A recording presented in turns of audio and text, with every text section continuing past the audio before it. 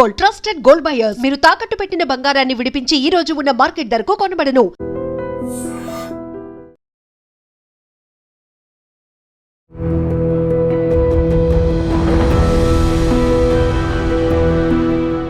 భారత గడ్డ ఇప్పుడు ప్రపంచానికే అన్నపూర్ణగా మారింది.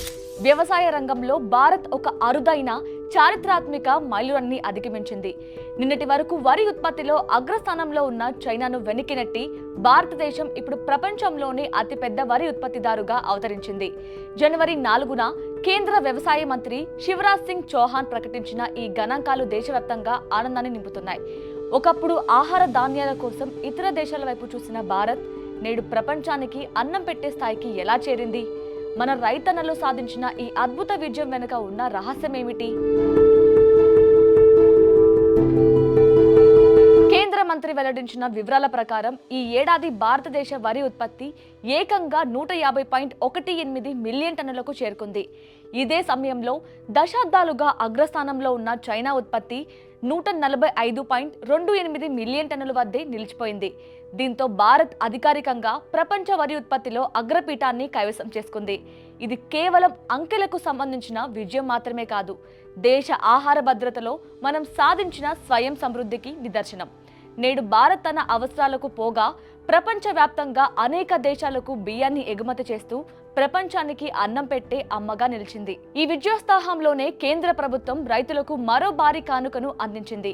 భారత వ్యవసాయ పరిశోధన మండలి అభివృద్ధి చేసిన 184 కొత్త మెరుగైన విత్తన రకాలను మంత్రి విడుదల చేశారు. ఇవి కేవలం విత్తనాలు మాత్రమే కాదు, రైతు ఆనందాన్ని, రైతు ఆదాయాన్ని రెట్టింపు చేసే అస్త్రాలు.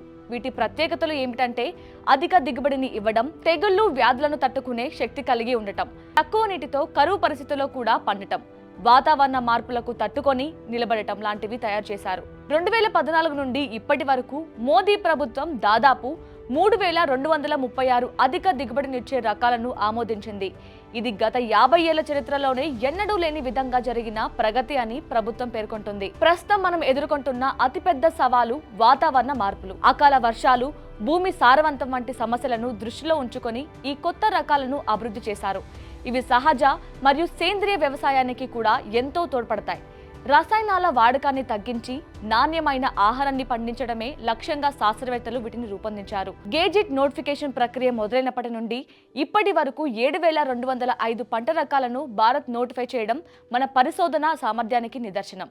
ఒకప్పుడు ఆకలితో అలమటించిన భారత్ నేడు ప్రపంచ దేశాల ఆకలి తీర్చే స్థాయికి ఎదగడం ప్రతి భారతీయుడు గర్వించదగ్గ విషయం. మన రైతుల కష్టం, శాస్త్రవేత్తల కృషి వల్ల ఈ అద్భుత విజయం సాధ్యమైంది. మరి ప్రపంచ వరి ఉత్పత్తిలో భారత్ నంబర్ 1 గా నిలవడంపై మీ అభిప్రాయం ఏంటి? కామెంట్ చేయండి. And for more videos, please subscribe to iDream. Please subscribe to iDream. Please subscribe iDream. And please subscribe to iDream.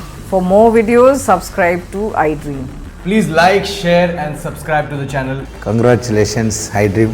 Subscribe to iDream. Subscribe to iDream. So subscribe to iDream Media. iDream ki iDream team andarki huge congratulations. Please subscribe iDream Media.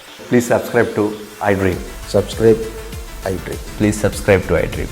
iDream అంటే నా కళల ఛానల్ను subscribe చేసుకున్న నోరు తిరుగుతలేదు, మీరైతే గంట గుర్తు కొట్టండి. For more such videos, please subscribe to iDream. Subscribe to iDream. Please subscribe to iDream. Please subscribe iDream Media. Please do subscribe to iDream. Please subscribe to iDream Media. For best entertainment and information, please subscribe iDream. And don't forget to subscribe to iDream.